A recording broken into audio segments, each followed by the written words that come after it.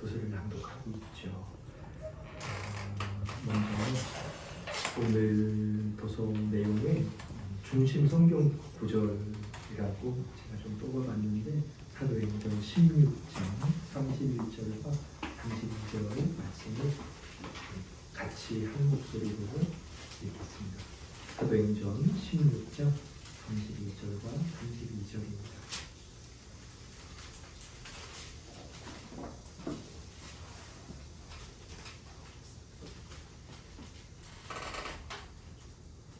사도행전 16장 31절과 32절 우리 함께 합독하겠습니다. 시작.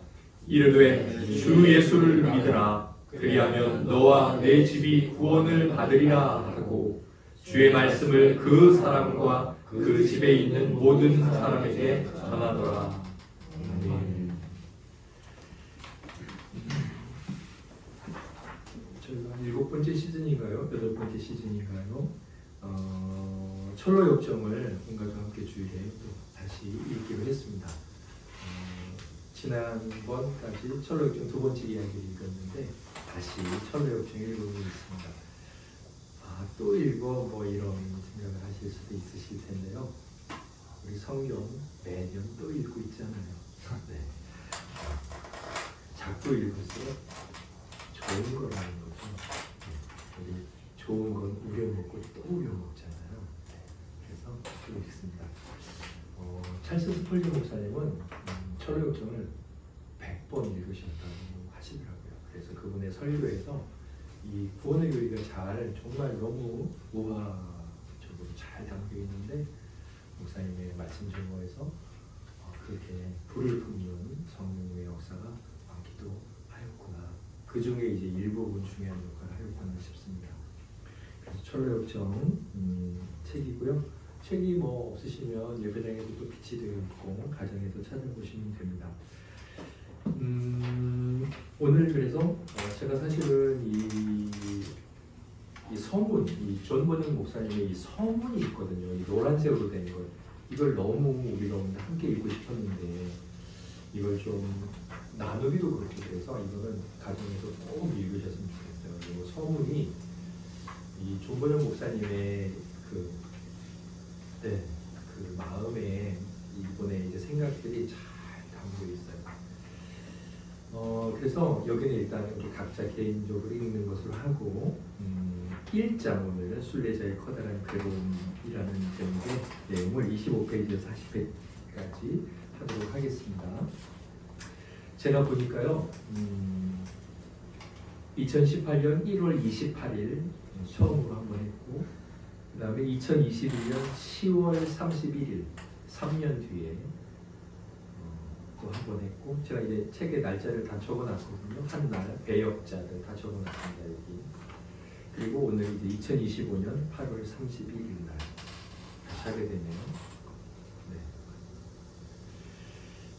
그때는 우리 임진규 선생님이 2018년에는 어린이였는데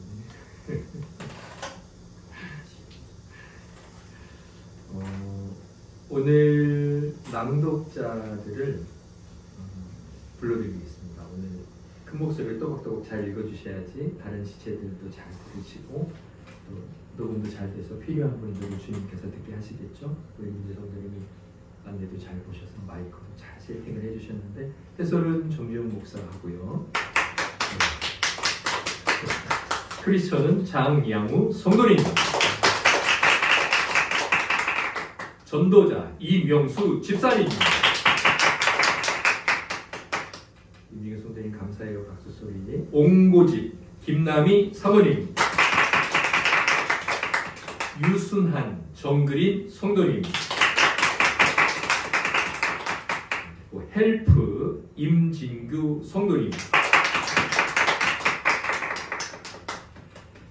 천천히 잘 읽어보시면 이제 읽을 때마다 새롭게 보이는 것도 있습니다. 그리고 보이지 않았던 것들을 보게 되기도 하고요. 제가 제목을 읽겠습니다. 크게 환호해 주시길 바랍니다. 순례자 커다란 괴로움.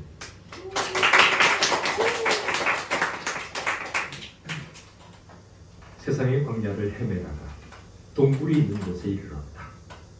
거기서 하룻밤을 지내기로 하고 짐을 풀었다. 그러곤 깜빡 잠이 들었는데 꿈을 꾸었다. 지저분한 옷을 입은 남자가 자기 집을 외면한 채 서 있었다. 손에는 책 한 권을 들고 등에는 무거운 짐을 짊어졌다. 사나이는 책을 펴서 읽기 시작했다. 가만히 보니 눈물을 쏟으며 몸을 덜덜 떨고 있었다. 나중에는 도저히 참을 수가 없다는 듯 큰 소리 쳤다. 도대체 어떻게 해야 한단 말인가? 남자는 참담한 기분을 떨쳐버리지 못한 채 집으로 돌아갔다. 고민하는 걸 아내와 아이들에게 들키지 않으려고 안간힘을 썼지. 얼마 못 가서 더 이상 버틸 수 없을 만큼 괴로움이 커졌다. 결국 무엇 때문에 그토록 힘겨워하는지 식구들에게 털어놓았다. 여보, 그리고 얘들아, 날 괴롭히는 이 짐 보따리가 점점 더 커지고 무거워지는 바람에 정말 견딜 수가 없어. 소문엔 하늘나라에서 불덩이가 쏟아져서 우리가 사는 이 도시를 잿더미로 만들 거라는데, 그렇게 되면 우린 너나 없이 죽은 목숨이 될 거야. 도망갈 길을 찾지 못하면 우린 죽은 목숨이나 다름없어. 식구들은 얘기를 듣고 깜짝 놀랐다. 남자가 하는 말을 사실로 믿어서가 아니라 남편 또는 아버지의 정신이 이상해졌다고 생각했기 때문이다. 그래서 해가 지기가 무섭게 잠자리에 몰아넣기 바빴다. 마음속으로는 한숨 푹 자고 말짱하게 일어나길 간절히 바랐다. 하지만 남자에게는 밤이나 낮이나 괴롭기는 매 한 가지였다. 잠을 이루기는커녕 한숨과 눈물로 온 밤을 하얗게 지새웠다. 그렇게 날이 밝자 식구들이 찾아와서 좀 어떠냐고 물었다. 갈수록 심해진다고. 남자가 대답했다. 두렵고 염려스러운 점들을 다시 한번 이야기했지만 돌아오는 건 냉담한 반응뿐이었다. 무례한 말로 을러대면서 생각을 바꿔보려 했다. 더러 비웃거나 꾸짖거나 그냥 무시할 때도 있었다.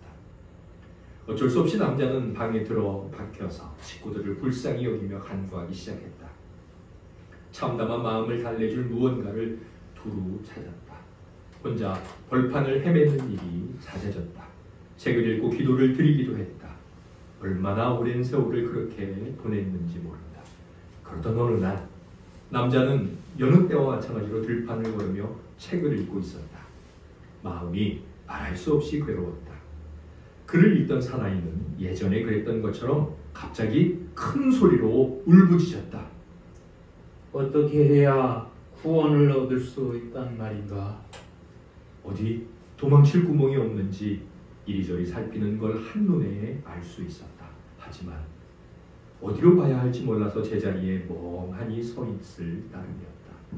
그때 누군가가 다가와 누군가가 가까이 다가가는 게 보였다. 전도자라는 인물이었다. 남자와 마주친 그가 물었다. 왜 이렇게 울고 있는가? 남자는 대답했다. 지금 들고 있는 이 책을 읽으면서 난 저주받아 죽을 수밖에 없으며 그 뒤에는 심판을 받게 된다는 사실을 깨달았습니다. 그렇게 죽기를 바라지 않습니다. 심판을 받고 싶지도 않고요. 전도자는 재우쳐 물었다. 세상이 온통 죄악뿐인데 그토록 죽고 싶어하지 않는 까닭이 뭐죠? 남자가 다시 대꾸했다. 등에 짊어진 이 침 보따리 탓에 무덤보다 더 깊은 데로 빠져들어가서 결국 지옥에 떨어지게 될까 두렵기 때문입니다. 이뿐만이 아닙니다. 남자가 말을 이었다. 죽을 준비가 돼 있지 않다는 건 곧 심판 자리에 나설 차비를 갖추지 못했다는 뜻인데, 그럼 남은 건 처형뿐이니까요. 잠깐만 생각해도 오금이 저립니다. 그러자 전도자가 말했다. 사태가 그렇게 심각하다면 어째서 이렇게 마냥 손을 놓고 있는 겁니까? 남자가 기다렸다는 듯 대답했다. 하지만 어디로 가야 할지 도무지 모르겠어요. 전도자는 양피지 두루마리를 펼쳐서 건네며 읽어보라고 했다. 거기엔 닥쳐올 진노를 피하라 자꾸 적혀 있었다. 글귀를 읽고 난 남자는 사뭇 조심스러운 눈길로 전도자를 바라보며 물었다. 그럼 어디로 달아나야 할까요? 그러자 전도자는 넓디 넓은 들판의 한쪽을 손가락으로 가리키며 말했다. 저 멀리 좁은 문이 서 있는 게 보입니까? 아니요. 그럼 저만치 비치는 환한 빛은 보입니까? 얼추 보이는 것 같습니다만. 전도자는 말했다. 빛에서 눈을 떼지 말고 그쪽을 향해 똑바로 걸어가십시오. 머지않아 좁은 문이 보일 겁니다. 문간에 다다르거든 노크를 하십시오. 안에서 누군가 어찌해야 할지 일러줄 겁니다. 남자는 달리기 시작했다. 채 몇 걸음을 떼어놓기도 전에 아내와 아이들이 상황을 눈치채고 어서 돌아오라고 소리쳐 부르는 소리가 들려왔다. 하지만 남자는 두 손으로 귀를 꾹 막고 내쳐달렸다. 입으로는 연신 중얼거렸다. 생명, 생명, 영원한 생명. 그렇게 해서 끝까지 뒤를 돌아보지 않고 계곡 안쪽으로 달아났다. 이웃들도 무슨 일인가 보러 나왔다. 그러곤 정신없이 도망치는 남자라는 걸 알고 비아냥거리거나 고래고래 고함을 쳐가며 협박하거나 그만 돌아오라고 소리쳐 울부짖었다. 그 중에서도 옹고집과 유순아는 완력을 써서라도 남자를 붙들어 오기로 마음먹었다. 남자는 벌써 멀찌감치 사라지고 있었다. 옹고집과 유순아는 단단히 작정하고 뒤를 쫓았다. 마침내 손에 잡힐 만큼 거리가 가까워졌다. 남자가 돌아보며 물었다. 왜 따라오는 거죠? 두 이웃이 대답했다. 잘 선택해서 함께 돌아가려고. 그럴 수는 없습니다. 남자가 말했다. 여러분은 멸망의 도시에 살고 있습니다. 내가 태어난 곳도 거기고요. 그렇지만 그 도시에 그대로 머물러 있는 한 여러분은 조만간 죽을 수밖에 없습니다. 그 뒤에는 무덤보다 더 깊은 곳, 유황불이 활활 타오르는 자리에 떨어지게 됩니다. 그러니 착한 친구들이여, 나와 함께 떠나는 걸 진지하게 생각해 보십시오. 기가 막혀요. 옹고집이 내뱉었다. 그러니까 친구들과 안락한 생활을 다 버리란 말이오? 그렇습니다. 피난길에 나선 크리스천은 말했다. 여러분이 포기하는 것들의 가치를 통틀어 계산해 봐도 내가 앞으로 누리려는 즐거움의 지극히 일부분에도 미치지 못합니다. 나와 더불어 끝까지 동행하면 모두 축복을 받아서 상상조차 할 수 없을 만큼 값진 보화를 함께 누리게 될 겁니다. 자, 같이 가서 내 말이 사실인지 거짓인지 확인해 봅시다. 댁은 도대체 뭘 찾고 있는 거요? 옹고집이 되물었다. 얼마나 소중한 곳이기에 온 세상을 다 외면하고 오직 거기에만 매달리냔 말이오. 크리스천이 대답했다. 하늘나라에 간직되어 있는 썩지 않고 더러워지지 않고 낡아 없어지지 않는 유산을 찾고 있습니다. 거기에 잘 보관되어 있다가 적절한 때가 되면 부지런히 구하고 또 구하는 이들의 손에 들어가게 될 겁니다. 이 책에 그렇게 나와 있습니다. 터무니없는 소리. 옹고집이 소리쳤다. 그따위 책이랑 당장 집어치우고 똑부러지게 말해보시오. 우리가 돌아가겠다는 거요? 말겠다는 거요? 절대로 안 갑니다. 크리스천은 단호하게 대꾸했다. 쟁기를 손에 들고 뒤를 돌아다 볼 수는 없지요. 이미 나그네 길에 들어섰으니 어떻게든 끝을 보고 말 겁니다. 유순아 씨, 그럼 저 양반 남겨두고 우리는 그냥 돌아갑시다. 머리에 말도 안 되는 생각이 가득한데도 제멋에 겨워서 사리구별이 뚜렷한 사람 7보다 자신이 더 지혜롭다고 믿는 이치광이 이 세상에 넘쳐나는군요. 유순아는 손을 내저었다. 그렇게 서두르지 마세요. 선량한 크리스찬 씨의 말이 사실일 수도 있습니다. 그렇다면 저분이 찾는 게 우리가 가진 것보다 훨씬 귀중하지 않을까요? 개인적으로는 저 양반을 한번 따라가 보고 싶습니다만. 선생까지 바보짓을 하겠다고요? 옹고집은 펄쩍 뛰었다.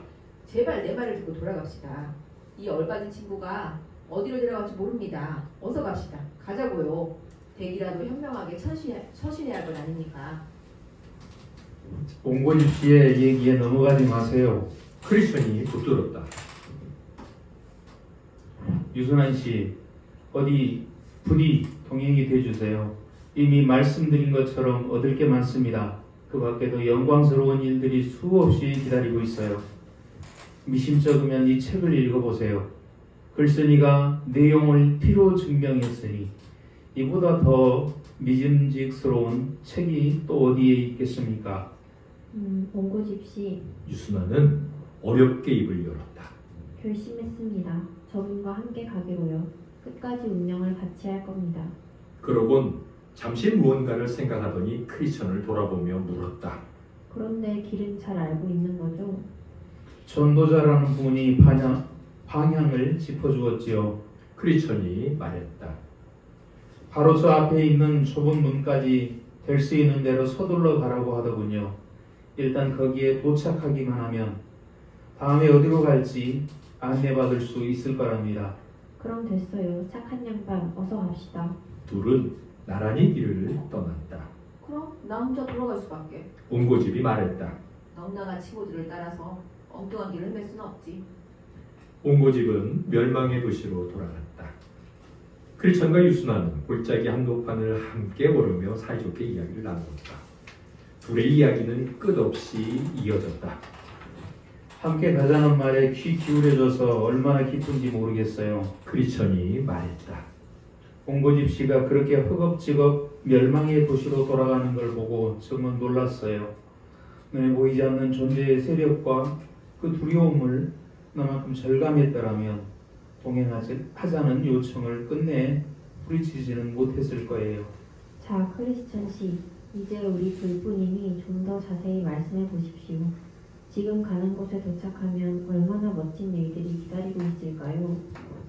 마음에 담고 있는 걸 말로 다 표현할 수 없는 게 안타까울 따름입니다. 크리스천이 말했다. 하지만 그토록 궁금해하시니 이 책이 설명하는 내용을 조금 읽어드리죠. 그럼 선생은 그 책에 적힌 말이 다 사실이라고 믿는 겁니까? 두말하면 잔소리죠. 거짓말할 줄 모르는 분이 들려주신 말씀이거든요. 그렇다면 이야기해 보세요. 무슨 일들이 우리를 기다리고 있는지 말씀해 주세요. 영원한 나라에 머물며 변함없는 생명을 누리게 됩니다. 거기서 죽음을 맛보지 않고 한없이 살게 되는 거죠. 크리스천이 조곤조곤 가르쳐 주었다. 그래서요? 그 밖에는 또 뭐가 있죠? 유순환은 거듭 재촉했다. 영광의 면류관을 받고 해처럼 환하게 빛나는 옷을 입게 됩니다. 와, 멋지군요. 그 다음은요? 울부짖을 일도 없고 괴로워할 것도 없습니다. 그곳의 주인이신 분이 우리 눈에서 모든 눈물을 닦아주실 것이기 때문입니다. 스랍과 그룹 그리고 바라보기만 해도 눈부신 이들과 더불어 지낼 겁니다. 앞에서 그 나라에 들어간 수많은 이들과 만나게 될 테고요. 다른 이들의 마음을 상하게 하는 이는 찾아볼 수 없고 다들 사랑이 넘치며 거룩하기 이를 데 없습니다. 너나 없이 하나님의 보살핌을 받을 뿐만 아니라 한없이 용납해 주시는 주님의 임재 앞에 나아갈 수 있습니다. 한마디로 거기에 가면 금면류관을 쓴 장로들을 만납니다. 황금 하프를 타는 성녀들도 볼 수 있습니다. 그곳의 주인이신 분을 사랑하는 마음으로 세상에 손에 붙들려 갈갈이 찢기고 불에 타 숨지고 짐승의 먹잇감이 되고 바다에 수장되는 등 온갖 고난을 당한 이들과 대면하게 됩니다. 거기에 사는 이들은 너나 없이 영원한 생명을 외투처럼 덧입고 있습니다. 듣고 있으니 가슴이 뜁니다. 그런데 이처럼 엄청난 축복을 정말 누구나 누릴 수 있을까요? 그럴 만한 자격을 갖추려면 무슨 일을 해야 할까요? 그곳을 다스리시는 주님은 이 책에다 누구든지 진심으로 그 선물을 받고 싶어하면 아무 조건 없이 거저주시겠다고 적어놓으셨어요. 이런 얘기를 들을 수 있어서 얼마나 기쁜지 모르겠습니다. 자, 서두릅시다. 유순환이 재촉했다. 등에 짊어진 짐 때문에 마음만큼 빨리 걷기가 어렵군요. 크리스천이 대꾸했다. 꿈에서 보니 대화를 마무리 지을 때쯤 두 나그네는 계곡 한복판에 자리 잡은 진흙 수렁어간에 다가서고 있었다. 아무 생각 없이 걷고 있던 크리스천과 유순환은 순식간에 늪에 빠져들고 말았다. 구렁텅이의 이름은 낙담이었다. 진창에서 허우적거리느라 둘은 머리끝까지 진흙을 뒤집었었다. 크리처는 등짐의 무게가 온몸을 찍어 누르는 바람에 차츰 바닥으로 가라앉기 시작했다. 크리스찬 씨, 이제 어떡하죠? 유순환이 다급하게 물었다. 솔직히 나도 잘 모르겠어요. 크리처의 대답에 분통이 터진 유순환은 노기가 어린 목소리로 쏘아붙였다. 같이 걸어오는 내내 얘기했던 행복한 삶이라는 게 고작 이 꼴이란 말이오? 길을 떠나자마자 이처럼 험악한 사태에 맞닥뜨린다면 남은 여정이나 목적지에서 겪게 된 일은 더 말해 무엇하겠소. 살아서 이 늪에 빠져나가거든 그 멋지다는 나라에는 댁 혼자 가시구려. 난 이쯤에서 간주겠소. 그러곤 몇 차례 젖 먹던 힘까지 다해 발버둥을 친 끝에 간신히 진창에서 벗어나 멸망의 도시 쪽 기슭에 닿았다. 무트로 올라간 유순환은 뒤도 돌아보지 않고 사라져 버렸으며 다시는 크리스천 앞에 모습을 드러내지 않았다. 크리스천은 낙담의 늪에 홀로 남아 허우적거렸다. 견딜 수 없을 만큼 힘들었지만 어떻게 해서든 멸망의 도시 반대편 좁은 문 가까운 쪽에 닿으려고 안간힘을 썼다. 우여곡절 끝에 수렁 한쪽 가장자리까지 갔지만 등에 맨 짐보따리가 너무 무거워서 아무리 애를 써도 맨 땅을 딛고 설 수가 없었다. 그때 어디선가 헬프라는 사나이가 나타나서 물었다. 여기서 뭐라고 계십니까? 선생님, 전도자라는 분이 이 길로 쭉 가라고 해서 따랐는데 이 지경이군요. 좁은 문으로 들어가야 한다고 했어요. 그래야 장차 다가올 진노의 불길을 피할 수 있다고요. 그분이 가르쳐 주시는 대로 곧장 가다가 여기에 이렇게 빠진 거지요. 어딘가에 발판이 있을 텐데 좀 찾아보시지 그랬어요. 헬프는 안타까워했다. 너무나 겁이 나서 엉뚱한 데를 딛다 보니 이렇게 늪 속으로 깊이 가라앉게 됐답니다.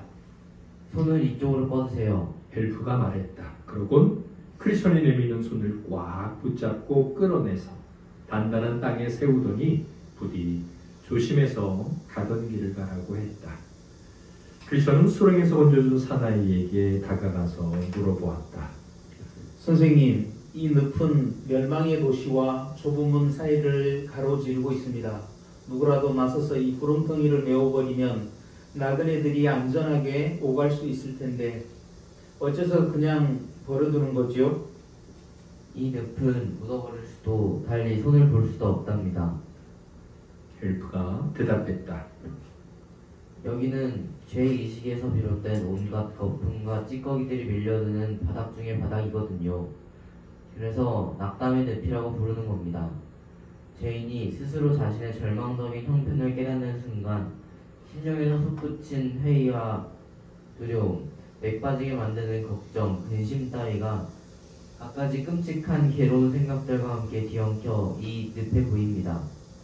이 구덩이의 바닥이 그렇게 엉망진창인 까닭이 거기에 있습니다. 이곳이 그처럼 형편없는 상태로 남아있는 걸 임금님은 아주 불쾌해하십니다. 그래서 1600년 동안 수많은 일꾼들이 왕실 측량자들의 지휘를 받아가며 고쳐보려고 최선을 다했습니다. 내가 알기로는 왕국 구석구석에도 치러다가 늪에 쏟아붓는 유익한 가르침만 해도 2만 수의 분량은 좋게 넘을 겁니다. 구렁텅이를 손보기 위해서 그처럼 최고급 자재를 한없이 쏟아부었는데도 여전히 낙담 그대로입니다. 임금님의 신하들이 나서서 수렁을 가로질러 튼튼한 디딤돌을 놓았지만 날씨가 나쁜 데다가 늪에서 떠오르는 잡다한 쓰레기들 탓에 눈에 잘 띄지 않는다는 게 문제입니다. 설령 일기가 쾌청해서 발판들이 또렷이 보인다 하더라도 당황하거나 불안해하다가 발을 헛디디고 더러운 물에 풍덩 빠지는 이들이 수두룩합니다. 그래도 한 가지만큼은 분명합니다. 일단 좋은 문을 지나고 나면 일이 아주 반듯해진다는 사실입니다. 아멘. 수고하셨습니다. 철로역정은 우리나라에서 최초로 번역된 영어 소설이죠. 네, 문학사에도 의미가 있는 책입니다. 우리 지난번 송길대학교 갔을 때 그때 봤었나요? 네, 맞아요. 한 가지 제가 이 책을 다시 읽으면서 그것도 이제 여러 생각을 했거든요. 지금 이 장면을 동굴에 들어간 사람이 보고 있는 거잖아요. 잠이 들었다가. 그런데 이 동굴에서 보고 있는 사람이 바로 존 버전 목사님이고, 존 버전 목사님이 베드포드에 있는 감옥에 들어가셨을 때 그곳에서 이제 이 책을 쓰시거든요. 이 내용을. 그리고 이제 교회 성도님들에게 읽게 했는데, 그 각 주에 보시면 이제 미주 맨 끝에 있는 미주를 보시면 동굴에 들어갔다 그 부분 일본의 이제 포드에 있는 감옥에 들어가신 거 그렇게 설명하고 있습니다. 제가 이 책을 다시 읽으면서 궁금했던 게 있는데 그냥 우리 조금은 자유롭게 나눠볼까요? 나중에 이 등에 있는 짐이 벗어지죠? 벗어집니다. 어디서 벗어지죠? 봐봐요. 읽기를 잘했죠. 3번 읽었어요. 맞아요. 우리 진미 선생님 십자가 앞에서 벌써 떨어져서 짐이 어디로 들어가죠? 무덤 안으로. 그런데 무덤이 어떤 무덤이죠? 빈 무덤 안으로 굴러 들어가죠. 제가 좀 엉뚱한 생각이긴 한데 그 이야기는 이제 십자가에서 이게 뭐 돈이 없는 짐, 공부를 해야 된다는 짐, 성공해야 된다는 짐 그런 짐이 아니잖아요. 십자가에서 우리를 벗겨준 건 죄짐인데 궁금한 건 이거였어요. 왜 크리스천만 죄짐을 지고 있지?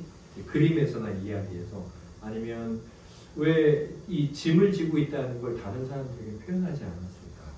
그게 궁금했는데 그냥 저도 이제 생각하는 바가 있거든요. 이 사람만 왜 이렇게 괴로워하지? 지금 짐이라는 것 때문에. 근데 이제 혹시 그냥 편하게 지금 뭐 갑자기 제가 이렇게 여쭤보는 거니까 생각하는 게 좀 어려우실 수도 있지만 그래도 한번 이야기 해볼까요? 네, 우리 친구들 고개를 내밀면서 마이크도 들고 네, 말 이야기 진규 성도님 그냥 우리 이제 자기 생각을 말하는 것일 수도 있잖아요. 그리고 마지막에는 좀 성경에 근거해서 한번 이렇게 조금 유추해서 또 합리적으로 결론을 내려보기로 하고 왜 그런 것 같아요?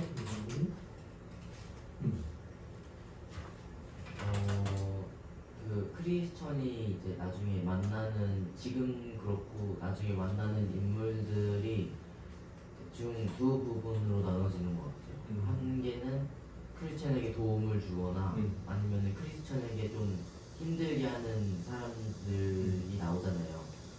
근데 거기서 크리스천을 도와주는 인물은 대부분 이제 하나님이 보내주신 거라고는 생각이 들었긴 했거든요. 헬프도 그렇고. 근데 이제 그런 크리스천 도와주는 사람들은 그래도 하나님의 명령을 받고 온 사람들이니까 그래도 그런 죄의식을 이미 용서받은 그런 사람들이라고 생각하고 또 이제 그런 좀 도움을 안 주는 사람들은 뭔가 그 순례길에 오르긴 했지만 좀 감정적으로나 그런 걸로 좀 성경을 읽고 낙담하지 않았던 것 같아요. 낙담을 받고 그런 짐을 갖고 올라갔으면 좀 크리스천 도와주거나 했을 텐데 방해를 했다는 거 보면은 아유 감사합니다. 우리 교회 막둥인데 훌륭한 말씀 해주셨네요. 네, 또 뭐 왜 다른 사람들은 죄짐이 없을까요? 그림에도 보면 없고 뭔가 이제 글에도 표현이 안 돼 있잖아요. 왜 이 짐이 없을까요? 그냥 편하게 나눠보시죠. 네, 사모님. 맨 처음에 크리스찬의 모습을 묘사할 때 보면 짐도 들고 있지만 책을 손에 쥐고 있잖아요. 그 책을 하나님 말씀을 읽어서 죄를 깨닫게 했기 때문에 짐이 보인 게 아닐까. 다른 사람들은 분명히 있는데 그것을 깨닫고 있지 못해서 지고는 있지만 생각해 보았습니다. 네, 또 뭐 네네. 저는 마이크 들고 뒤에 이제 녹음이 돼야 되니까. 이제 영적이고 이제 신앙적인 해석을 이제 해주셨는데 그 이제 소설적 구성으로 봤을 때 네. 나타나는 모든 사람들이 다 큰 짐을 지고 나타나면은 상당히 좀 전체적으로 생각해보면 좀 우스꽝스럽게 보이는데 이제 그런 것을 없게 하기 위해서 그렇게 했고 그리고 아주 시종일관하게 처음부터 끝까지 계속해서 나오는 인물이라면 역시 크리스찬밖에 없는데 기독교인의 그 일생을 그렇게 시종일관 보여줄 만한 그 본보기로서 그 샘플로서 그 짐을 이렇게 처음에 괴로웠다가 그 짐을 그래도 지고 그 짐 때문에 괴로워하고 나중에 그 짐을 벗어버리는 그 시종일관을 보여줄 수 있는 가장 그 대표적인 인물이 크리스천이기 때문에 그렇지 않았을까 하는 생각을 해요. 주인공은 한 사람이어야 되죠. 영화에 다 똑같이 나오면 재미없잖아요. 다들 맞는 말씀 해주신 것 같아요. 네, 문학적으로 또 서사적으로 보면 우리 장영훈 선생님의 말씀이 맞죠. 우리 진규 선생님처럼 헬프나 또 전도자들은 당연히 그게 없지만 하나님의 종들이고 그들이 죄의식을 벗어버렸습니다. 우리 사모님 말씀처럼 사실은 다라기보다는 그 하나님의 보낸 사자들 말고 나머지 멸망의 도시에 있는 사람들도 사실은 다 죄짐을 지고 있죠. 그런데 사모님께서 중요한 한 가지를 예리하게 보신 것 같은데 순례자가 이제 그 책을 읽고 있잖아요. 그 책을 통해서 자기가 짐을 진 자라는 걸 이제 깨달은 거죠. 나머지 사람들은 지고 있지만 죄를 갖고 있지만 깨닫지 못하는 거죠. 자기가 이제 편하게 산다고 생각하지만 성경을 읽은 자, 하나님의 은혜를 사실 깨닫게 된 자, 그들의 눈에는 이제 죄가 보이는 거죠. 그래서 결국 그 죄짐이 이제 예수 그리스도를 통해서 벗어지죠. 네, 그냥 제가 어제 갑자기 그런 생각이 들었는데 고민을 안 해도 됐을 뻔했어요. 우리 성도님들께서 다양한 방면으로 이렇게 잘 통찰력 있게 이해를 하시고 대답을 해주셔서 충분히 바른 도움을 받을 수 있었을 텐데 혼자 그냥 계속 생각을 해줬습니다. 잘 우리가 읽어나가면서 깨닫고 또 실제적인 이런 일들이 우리 삶에 있으니까 읽은 대로 잘 살아내고 승리하도록 하겠습니다. 우리 다 같이 일어나셔서 성경장 285장 주의 말씀